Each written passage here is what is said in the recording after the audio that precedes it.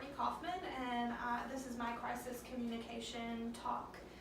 So data security has been a huge concern of late because online shopping and information is at a premium. This concern turned into a crisis for Target in 2013 when the data of 70 million Target customers was at risk because of a data breach. Reputational damage, like what Target experienced during their crisis, can be costly.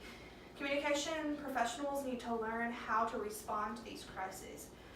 Benoit's image repair theory provides us a framework to learn how to respond and to examine and develop strategies to respond to a crisis.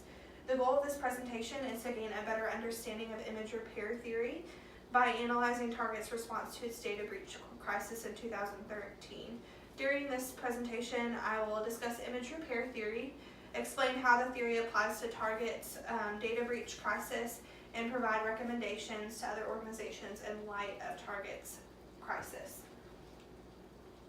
So, first, to explain image repair theory. It was developed by William Benoit to categorize and analyze strategies used by companies to repair a damaged reputation.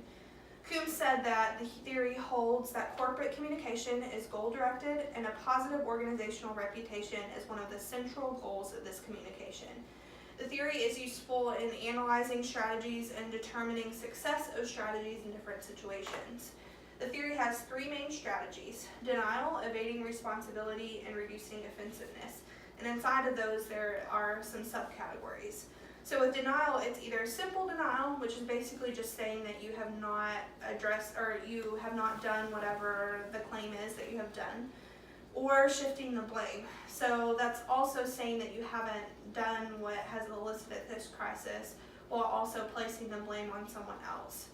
Evading responsibility includes provocation, so saying that the actions that led to the crisis were provoked by someone else's actions or some other environmental circumstance. Defeasibility, which basically says that it's not feasible that the organization could have committed the actions that caused the crisis. Accidental just basically says that whatever occurred was an accident.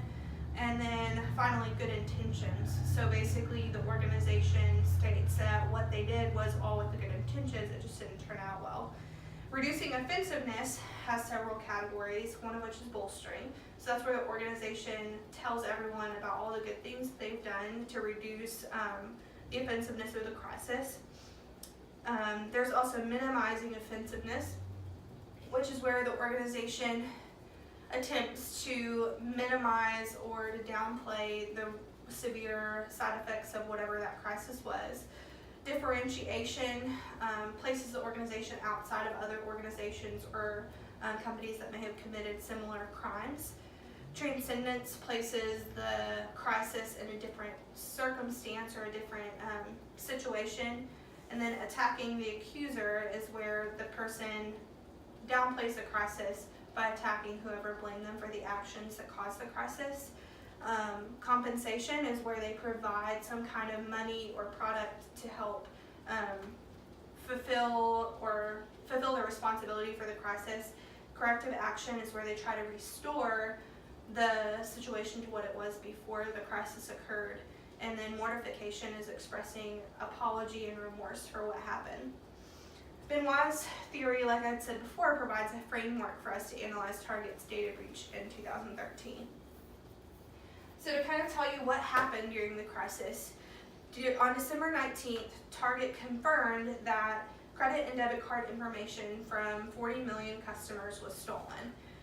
Later that month, Target also announced that other personal information, including addresses, email addresses, and other information were at risk for around 70 million customers. And then the day after, on December 20th, they released a video and letter from their CEO at the time, Greg Steinhafel, outlining the steps that they were going to take to correct the data breach. The investigation actually revealed that attackers stole credentials from a third-party vendor that they used to access the customer database, and on that database they installed a malware software that allowed them to capture data from all of those customers. And Target was very ill prepared for this, what happened. And so the crisis overwhelmed the customer support, and so there was a very low direct communication with customers at the time. So they released this video, they were making other PR efforts, but their customer support itself was falling apart. So they were under scrutiny for a couple of reasons. The first is that they missed some signs of the data breach and that they could have stopped it a lot sooner than they did. This went on for about a month from November to December during the busiest shopping season of the year. And they also waited to inform customers of what had happened. A report had emerged a week earlier on a data security blog about before Target even said anything that had caused all kinds of media uproar. And so the public mainly learned about the crisis through the media. And then eventually it actually led to the resignation of Steinhaffel, was the CEO at the time, in May of 2014. So they continued their crisis response all the way throughout 2014 and even into the next holiday season. And they actually ended up seeing a 3% increase in profits in the last one quarter of the year, according to CBS this morning, as a result of their efforts to help repair their image. And so then finally, to close out, in 2017, Target settled at $18.5 million to 47 states with an agreement to increase their information security in the future. And that was according to a New York Times article. So they employed some of Benoit's strategies to help them deal with this crisis. Their three main messages were that Target was doing everything that they could to remedy the crisis. The second one is that they were apologizing to customers for what had happened and their responsibility for it. And the third is that they really emphasized that Target and its customers were victims of a crime. And it really fit this theory because they expressed mortification, corrective action, and they also did some of evading responsibility for the actions. So the first one is mortification. The CEO, Greg Steinhaffel, said, "It is our responsibility to protect your information when you shop with us. We didn't live up to that responsibility, and I'm truly sorry." So this was an appropriate strategy because Target had some responsibility for the crisis. It had been discovered through investigations that there were signs of a data breach well before Target responded. And so they needed to make an apology for the part of this that was their fault. The second strategy that they used was corrective action. And they did this in several ways, and it was also portrayed in their PR efforts through Greg Steinhaffel's statements and letters, as well as other things that they were releasing to the media. These were the things that they were doing about the crisis. So the first thing they did was that they just removed that malware and made sure that they closed the access point where these criminals had infiltrated their system and caused the data breach. The second one is that they actually hired some data security experts to come into their company and advise them, first of all, investigate how it happened and then prevent it from ever happening again. And then this third thing that they did is that they told customers that they wouldn't be responsible for any fraudulent charges. And later on, after lawsuits and things that went through, they ended up actually paying $18.5 million in settlement for that.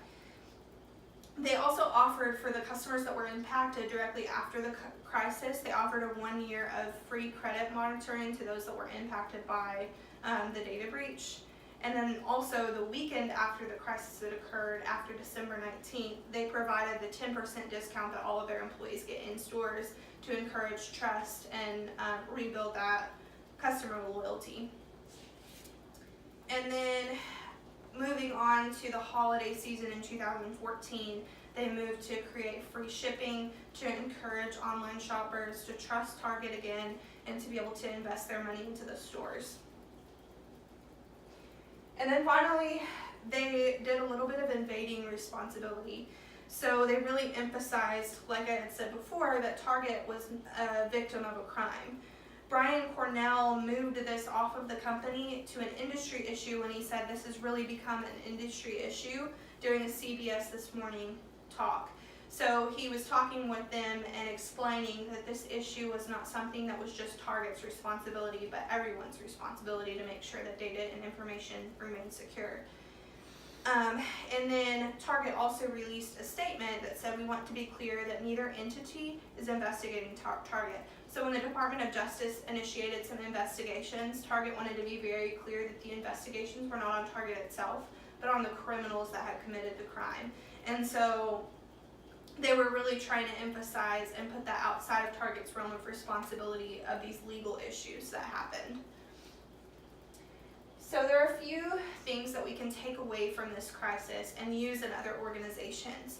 The first one is to communicate early. So Target really made the mistake of letting the media and letting other entities take charge of the message that was around their company. That really caused them a lot of issues with their communication early on. Now later on they took control of those messages and it really helped them. Obviously they saw a boost of profits, but if they had taken charge a lot earlier and been more prepared, then they would have been able to stop this crisis in its tracks and stop the media attention in its tracks by really taking control of that message. The other thing is to prepare for a crisis.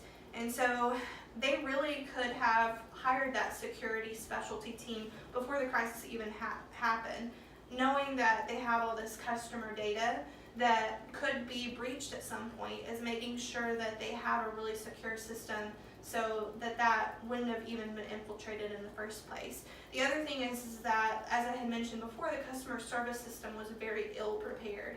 So when all this traffic started pouring into customer service to see if they had been impacted by this, to see all the stuff that customers had, all these questions, customer service was really not prepared for that. And so again, in crisis preparation, knowing what they're going to do to take care of all of these customers that have concern. And then the final thing that they really could have been more prepared in, if they had been more prepared, their response time could have been shortened. And so it kind of goes hand in hand with my first point. And then this third and final one is that they needed to match the strategies to the situation. And that's what really helped Target.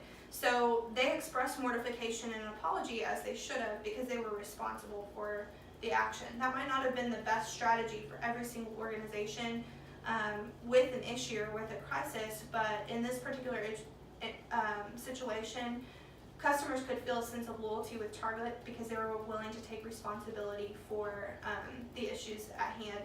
They also did right in evading some responsibility because they really were victims of a crime. So expressing that to the target publics and making sure that they got that sympathy and empathy from the customers as well. So really just making sure that communication professionals know how to match the Benoit's strategies to the correct situation. And overall, Target was able to experience success in their campaign, and they had that 3% increase in the last quarter of 2014 despite the crisis. Thank you.